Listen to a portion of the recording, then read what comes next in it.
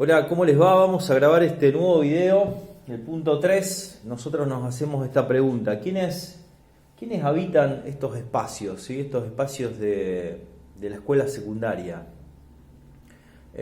Si nosotros hacemos un breve recorrido, nos vamos a dar cuenta de esto. O sea que empezamos el proyecto preguntándonos cómo pensar una didáctica para el nivel secundario.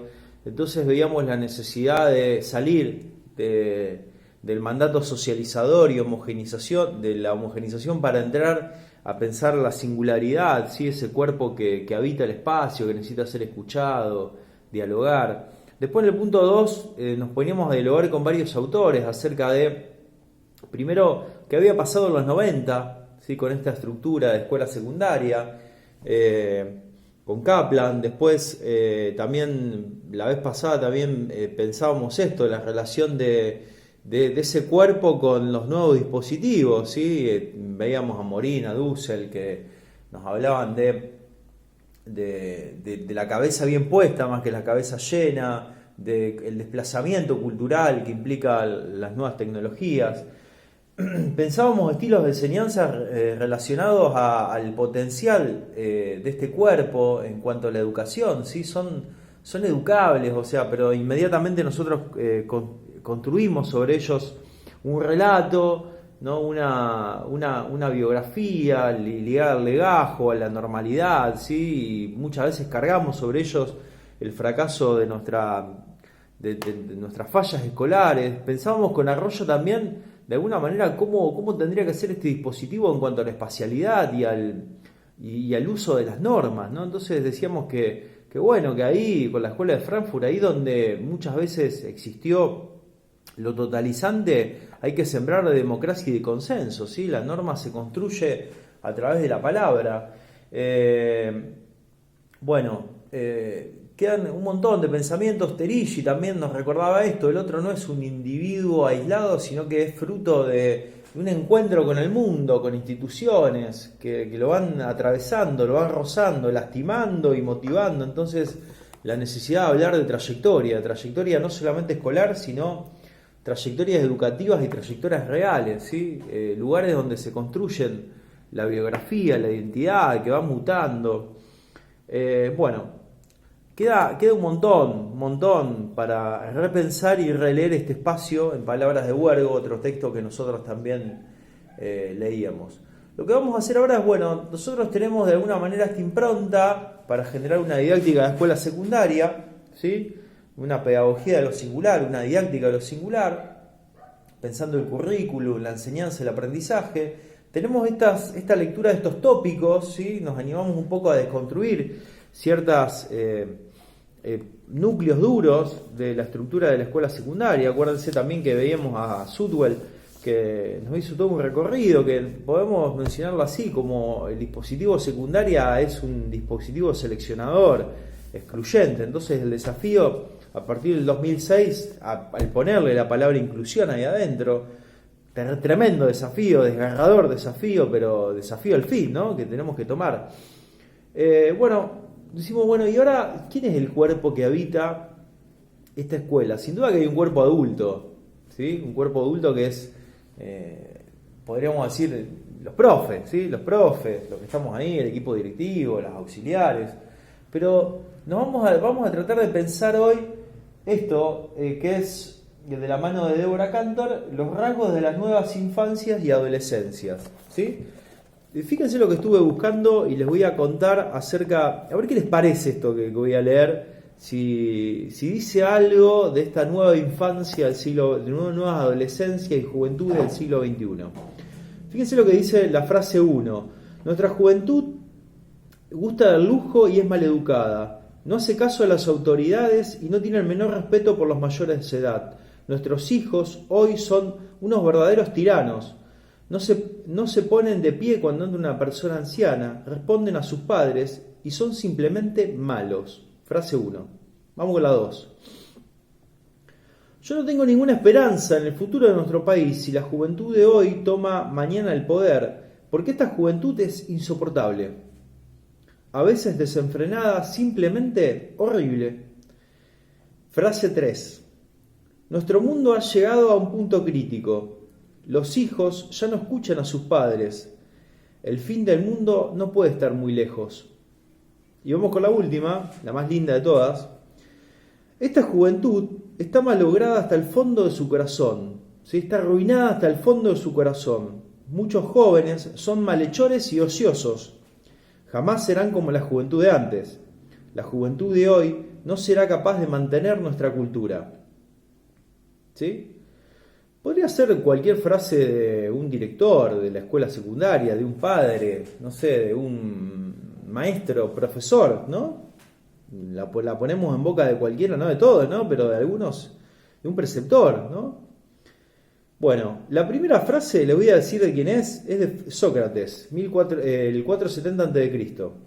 La segunda frase más antigua es de Hesíodo, 720 a.C. Miren dónde lo estoy sacando. La tercera frase se remonta a un sacerdote anónimo, 2000 a.C. Y la cuarta frase estaba escrito en un vaso de arcilla descubiertos en las ruinas de Babilonia, actual Bagdad, con 4000 años de existencia. Tremendo, ¿no? Tremendo. O sea, hay algo que es muy loco, que hace 4000 años que estamos diciendo lo mismo de los jóvenes. ¿No le parece impresionante? A mí me corre un poquito de frío acá, de chuchito. ¡Ah! Entonces, de alguna manera... siempre, pareciera ser que siempre la infancia y más que nada la adolescencia, bueno, una categoría relativamente nueva, pero la juventud siempre tuvo como esa actitud de desafío o de incomodidad al adulto. Siempre fue ese grano ahí en ese lugar que incomoda tanto. Fíjense lo que dice Deborah Cantor, ¿sí? en este libro que es hermoso. Yo le dejo el capítulo 1 para... que hay de nuevo las nuevas adolescencias. Fíjense, ellos son difíciles de entender, provocadores, frágiles y prepotentes, dóciles y resistentes, curiosos y soberbios, desafiantes, inquietos e inquietantes, obstinados, tiernos, demandantes e indiferentes, frontales, huidizos, desinteresados. O sea, ¿qué es la nueva infancia y la nueva juventud? Que siempre es nueva para nosotros adultos. ¿Sí? A mí a veces me llama la atención esto, capaz que a ustedes también.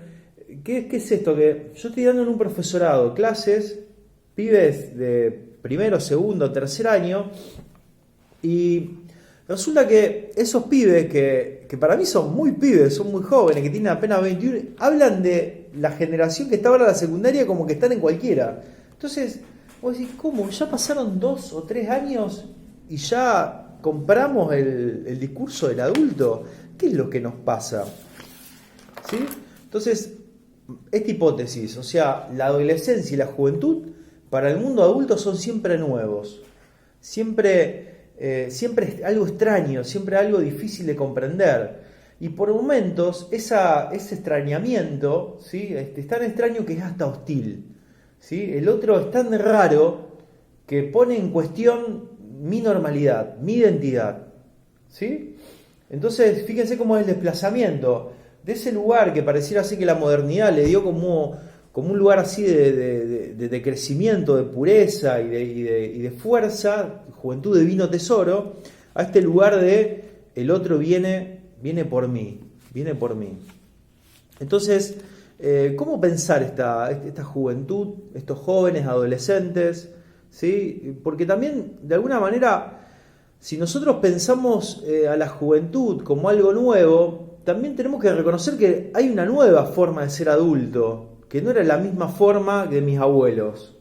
Entonces, muchas veces la juventud o la adolescencia se define a un parámetro establecido que es la adultez, pero esa adultez es nueva. Entonces la adolescencia se tiene que definir nuevamente. Complejo, o sea, fíjense que hay muchos intentos. Le dejé un texto de Margulis que habla también de una moratoria vital. Bueno, está llena de energía esta juventud, llena de fuerzas y demás, pero hay una moratoria social. Vos en este momento tenés que estar en la gatera, ¿no? Tenés que prepararte, tenés que estudiar, ¿no? Ese discurso así que un poco forjó una identidad nacional en nosotros. Fíjense que de Sánchez, mi hijo el doctor, esta idea de que el joven toma la posta y redobla la apuesta y va por aquellos que nosotros no pudimos. ¿sí? Ya sea en lo deportivo, ya sea en lo profesional, en la universidad. Entonces, está esta idea de que la juventud es moratoria, pero vamos a desligarlo de esa etapa como del que todavía no es adulto. Lo vamos a poner en relación con el adulto, pero no solamente en esta cuestión seminal, o sea, que está en un adulto en semilla. Hay algo que nos dice Cantor que el discurso sobre los jóvenes muchas veces omiten, que pareciera ser que lo joven está más relacionado al mundo social y cultural, y cuando hablamos de adolescencia estamos hablando de lo escolar, ¿sí? Lo joven lo vamos a definir así, como lo otro, como lo distinto. Acuérdense lo que decía Hannah Arendt: con cada nacimiento algo singularmente nuevo entra al mundo. Y esta es un poco la hipótesis de la materia, o sea, lo otro es distinto a mí, y por ser distinto tiene una singularidad, una forma de ser muy particular, particularísima. ¿Sí? No sé, podemos pensar la juventud o la adolescencia como ese momento de gran reestructuración psíquica.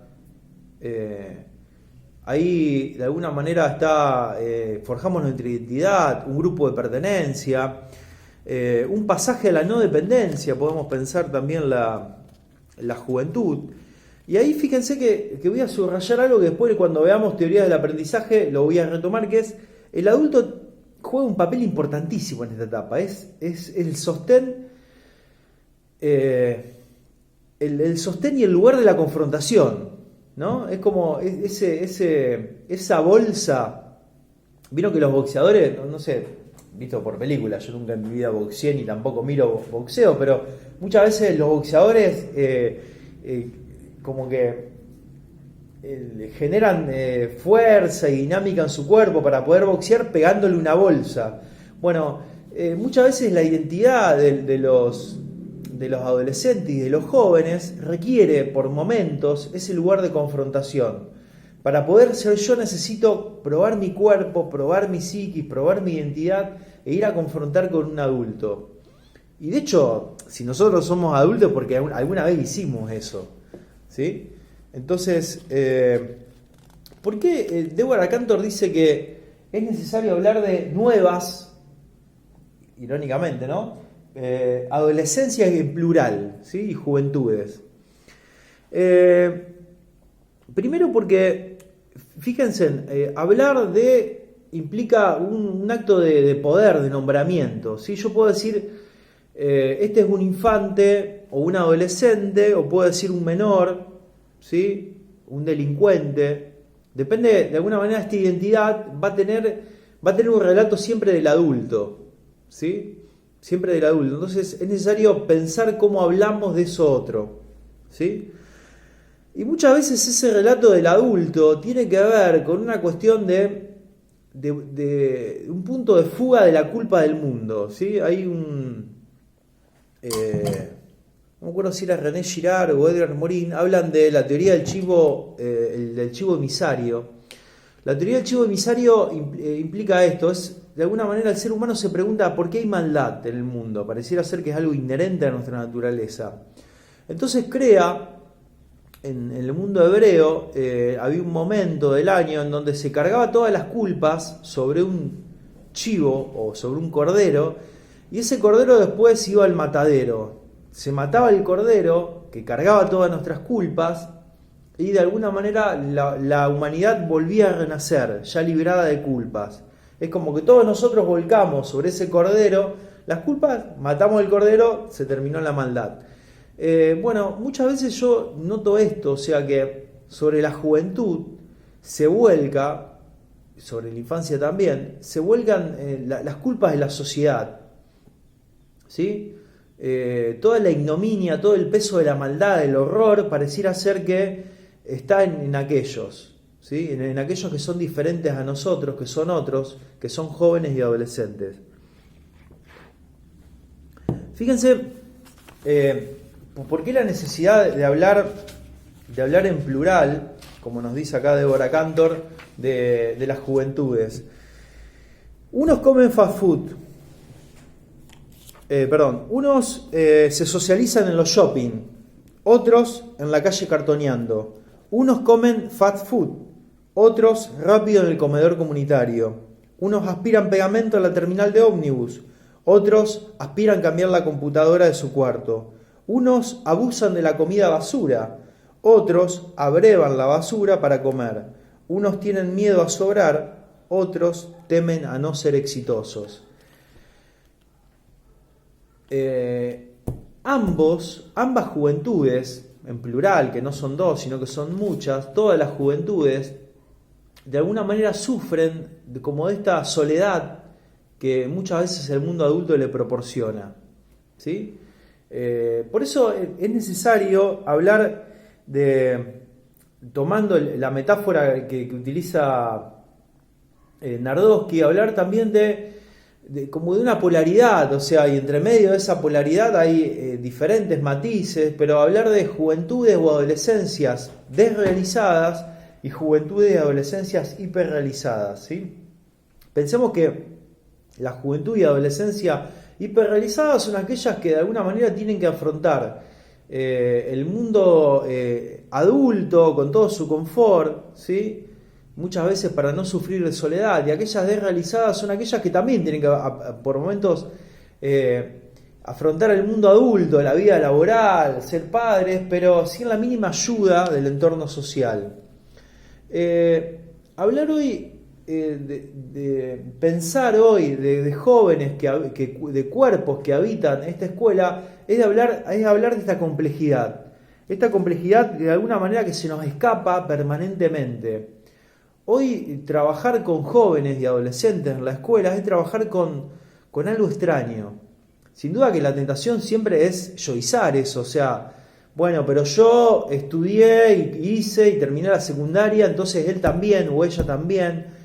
Y no se trata de eso, se trata de comprender esa singularidad, ¿sí? Volvemos al inicio, ¿sí? O sea, es muy difícil por momentos comprender a un joven, y muchas veces, fíjense esto, o sea, hoy la mitad de los jóvenes y adolescentes de nuestra Argentina, y un poco más en Latinoamérica, son pobres.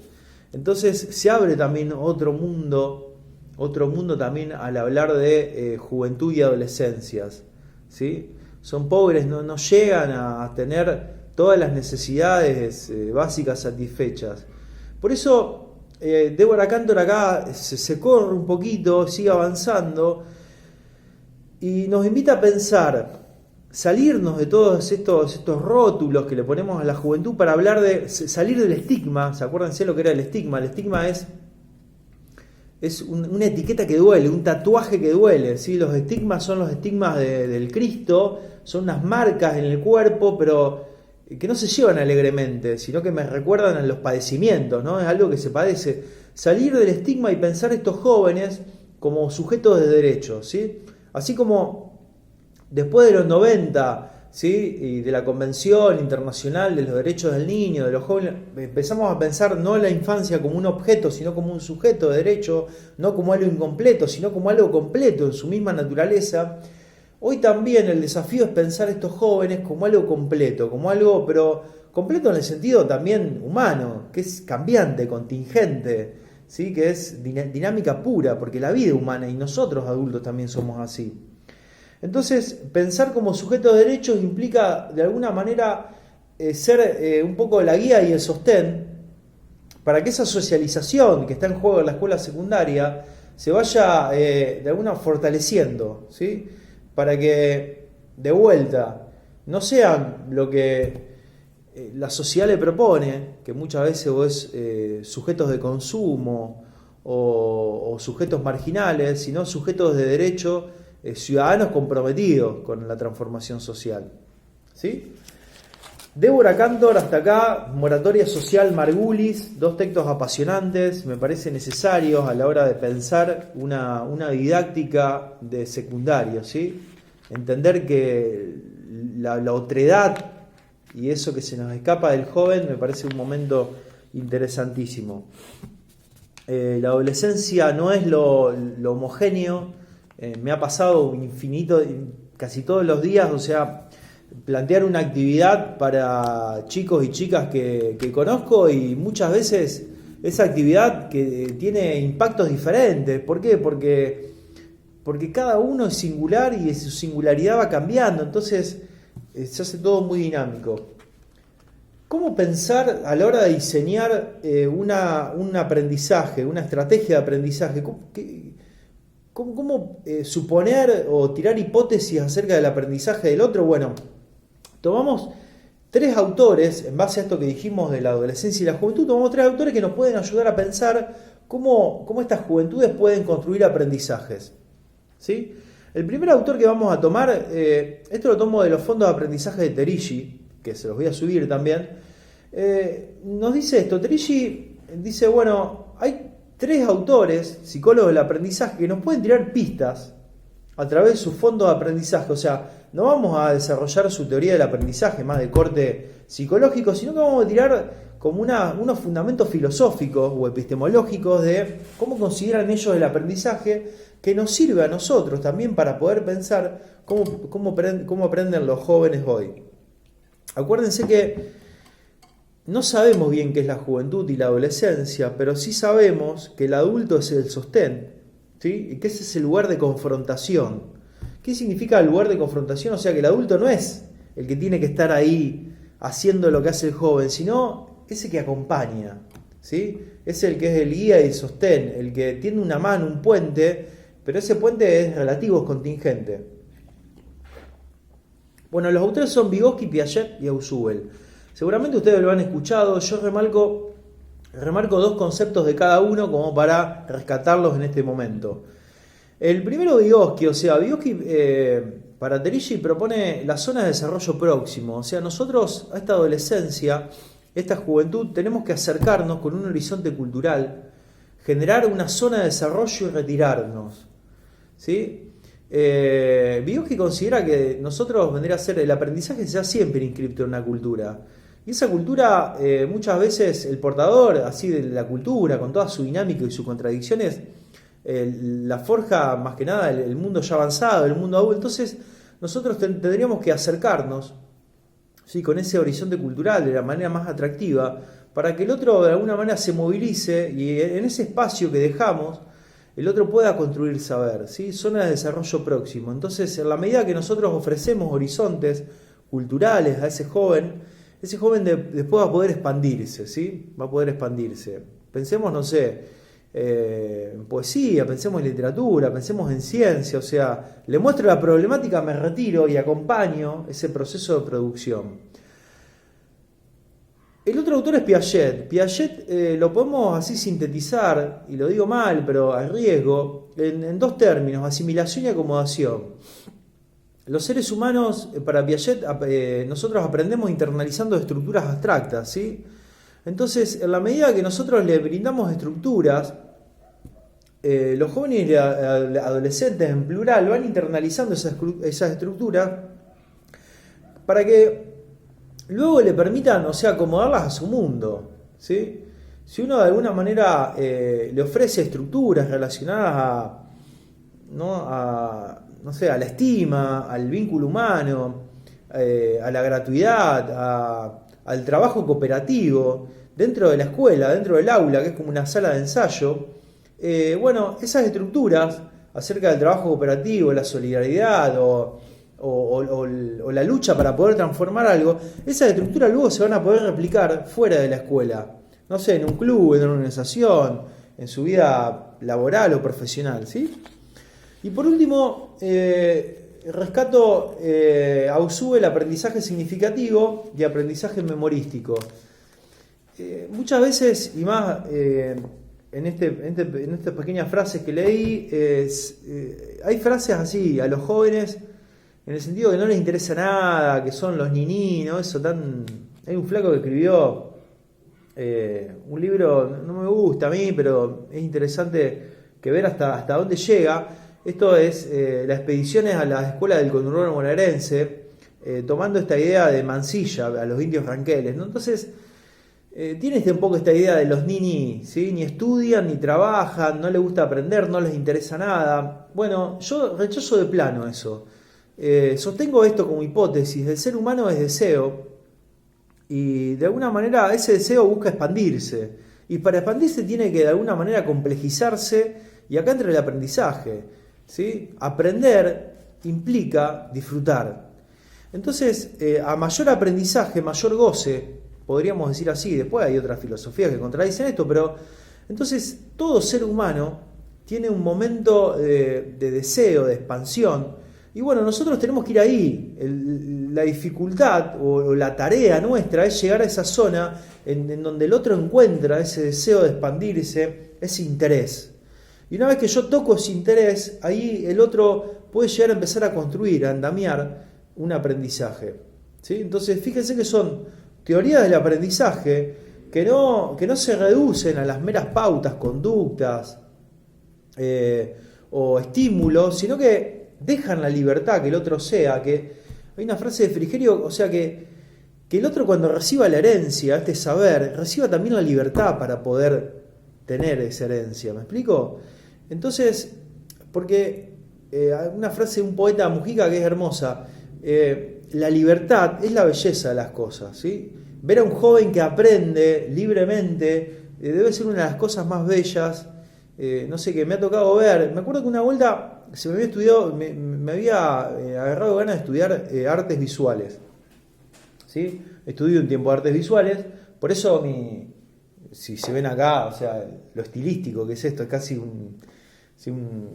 una tipografía clásica, gótica. No. Entonces, me acuerdo que conversaba mucho con la profesora de dibujo y escultura. Entonces, si está viendo el video, Vilma, te mando un mensaje de agradecimiento por estas frases.